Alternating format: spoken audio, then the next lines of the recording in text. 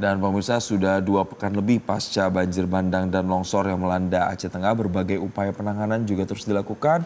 Ada mulai dari pembukaan akses jalan, penyaluran logistik juga, hingga pemulihan kehidupan warga terdampak. Dan kemarin itu kan Presiden Prabowo Subianto meninjau langsung pemirsa bagaimana kondisi di Aceh Tengah sebagai bentuk perhatian pemerintah pusat terhadap penanganan bencana ini. Kita akan tanyakan hari ini melalui sambungan Zoom sudah ada bersama kami Bupati Aceh Tengah Pak Haili Yoga. Bagaimana sebenarnya kondisi terkini di sana Pak Haili? Pak Bupati, selamat pagi. Selamat pagi. Baik, dari Pak Aceh Haili. Tengah. Baik, Pak Haili, ini ada beberapa daerah yang sebelumnya diinfokan masih terisolir. Sekarang bagaimana akses ke sana, Pak? Apakah sudah bisa dijangkau? Baik, terima kasih. Perlu kami sampaikan bahwa pertama kami ucapkan dulu terima kasih kepada Bapak Presiden Republik Indonesia dan beberapa kementerian, juga Bapak Kapolri hadir, Kepala BNPB hadir ke Aceh Tengah. Ini kan salah satu yang membahagiakan bagi daerah kami yang hari ini ada 80 desa yang terisolir masih ada di 6 kecamatan. Nah, tentu ini juga sudah kami sampaikan kepada Bapak Presiden bahwa hari ini bukan hanya yang 80 desa yang terisolir, tapi berdampak kepada seluruh desa, yaitu jumlahnya 255 desa, 14 kecamatan dan 1 kabupaten. Aceh Tengah ini hari ini berdampak sudah menjadi terisolir karena tidak bisa dilalui dengan jalan darat. Nah, tetapi bantuan terus hari ini diberikan oleh Bapak Presiden melalui udara, dan alhamdulillah ini juga setiap hari ada bantuan. Contoh beras dan BBM sebagian kecil untuk alat berat ini sudah setiap hari datang ke Aceh Tengah. Namun kebutuhan beras kita untuk Aceh Tengah saja hampir 62 ton per hari. Nah, beras yang diberikan melalui udara ini berkisar 15 sampai dengan 18 ton per hari bisa dikirim. Ini juga kalau cuaca. 18 ton ini setiap hari kita berikan terus bantuan kepada 14 kecamatan, 295 desa. Karena semuanya sudah berdampak. Semuanya sudah berdampak karena akses jalan dari 5 akses jalan yang selama ini bisa dilalui dan hari ini lumpuh semua. Dan ini sedang berproses, yaitu jalan dari KKA, dari Losmawe menuju Banda Meriah dan langsung ke Aceh Tengah itu dari jalan KKA. Ini pun belum bisa dilalui dengan roda 2 dan roda 4. Ada beberapa kilometer lagi jalan, tapi alhamdulillah ini juga sudah mulai dilewati oleh seluruh masyarakat di Aceh Tengah dan Banda Meriah. Jadi Pak Haili mau menekankan lagi, kalau sulit untuk dilalui roda 4 dan roda 2, 5 akses itu juga sedang lumpuh, ini penyaluran bantuan secara perlahannya jadi bagaimana Pak? Pertama, kalau bantuan umpama setiap hari itu diberikan umpama ada 16 atau 13 ton, ini yang kita bagi nanti ke 14 kecamatan.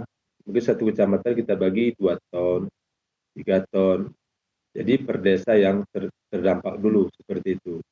Nah, awalnya ini sudah kita bagi rata, tapi kan ini sudah cukup lama, sekitar hampir 6 hari yang lalu. Itu ada dapat 2 kilo, 1,8 kilogram per kakak. Tapi semakin hari ini kan semakin berkurang, bahkan ada sebagian tidak ada lagi. Nah, maka ada inisiatif daripada sebagai masyarakat ini menjemput lewat jalan KKA. Ini yang kita lihat di layar, itu seperti itu kondisinya hari ini. Tapi menempuh medan seperti ini kan butuh tenaga, dan hari ini memang ada yang beras yang dijual oleh masyarakat melalui jalur KKA ini memang harganya kan sangat tinggi. Bahkan BBM juga hari ini sudah ada dengan harga yang berkisar, ada awalnya 80.000, 75.000, terus sekarang sudah ada sebagian 35.000 per liter. Nah, ini kan sesuatu yang dilakukan oleh pemerintah terus menerobos jalan itu. Tapi ini kan belum bisa dilalui secara normal. Tapi masyarakat terus berupaya karena hari ini kekurangan beras. Kami menginstruksikan kepada masyarakat, kebetulan ada sebagian hari ini ada panen kentang, jagung, dan ubi-ubian. Ini juga bisa membantu untuk mengganti daripada beras. Tapi ini terus berupaya, pemerintah terus berupaya dan kami melihat ini keseriusan daripada pemerintah pusat ini luar biasa. Baik. Karena medannya begitu berat, maka Anda butuh proses semuanya. Baik. Tapi kenapa Jadi Bapak Presiden itu hadir dan jajarannya? Karena dia ingin tahu secara real seperti apa sebenarnya kondisi di Aceh Tengah. Tapi begitu beliau melihat kondisi dari Aceh Tengah, berarti tentu ada langkah strategis yang dilakukan oleh pemerintah pusat terhadap baik. Kabupaten Aceh Tengah. Oke, Pak Bupati, jadi kita lihat sekarang itu masyarakat, pemerintah daerah, gotong royong ya Jason, apapun caranya supaya bisa nanti bahan-bahan pokok ini sampai ke daerah yang masih terisolir. Tapi Pak Bupati, pada saat kemarin Presiden sudah datang ke sana, sudah melihat langsung, apa bantuan yang kemudian ditambahkan dari pemerintah pusat supaya ini penanganannya lebih cepat, Pak Bupati?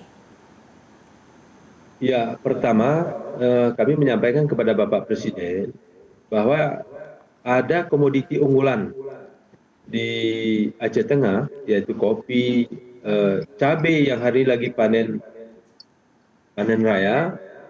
Ini kami sampaikan ke Bapak Presiden.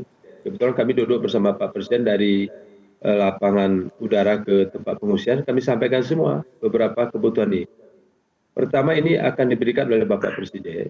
Ini penerbangannya waktu awal datang ke Aceh Tengah membawa beras, pulangnya bisa cabai itu diangkut, itu bisa digratiskan. Nah ini kan menggembirakan bagi masyarakat, kendati pun tidak totalitas bisa dikirim, tapi upaya itu sudah dilakukan oleh Bapak Presiden. Yang kedua, Pak Presiden mengatakan menambah pesawat untuk terus-menerus menerbangkan melalui pesawat Hercules atau pesawat yang lain untuk jumlahnya lebih banyak lagi ke Aceh Tengah. Dan persiapan infrastruktur ini meninstruksikan seperti itu, dan kebutuhan-kebutuhan yang lain yang sifatnya segera dikirimkan, dan ini sudah berproses. Hari ini kami dengar ada sekitar 4 Hercules, Pak. Ini saya kebetulan bersama Pak Brigjen Ismet membantu kami perwakilan dari pemerintah pusat dari BNPB. Terus melakukan pelayanan terhadap masyarakat, dan tentu progres ini kan sangat mengembirakan itu. Ya, Pak Haili, tapi bantuan logistik, bantuan kebutuhan pokok memang perlahan sudah disalurkan kepada masyarakat. Tapi apakah untuk infrastruktur, ini kan juga butuh pemulihan dan mungkin butuh waktu yang lebih lama lagi. Ada nggak arahan khusus dari Presiden terkait dengan pemulihan infrastruktur di sana? Itu sudah diinstruksikan. Terus setelah pulang Bapak Presiden menginstruksikan, kami ada rapat beberapa kementerian di Bandara Rebele di wilayah Bandar Beria, menyampaikan harus ada kolaborasi penanganan secara teknis, secara fokus dilakukan terhadap beberapa titik agar ini bisa dilewati. Kalau jalan darat belum bisa lewati, ini tentu kan berdampak kepada kelaparan. Pasti itu seperti itu. Nah, tadi pagi kami mendengar informasi dari teman-teman jamaah Masjid Agung Ruhama. Ini Jalan Birun Takengon, ini juga hari ini kalau kita menggunakan sepeda motor, ini 2,5 jam sudah sampai di Birun.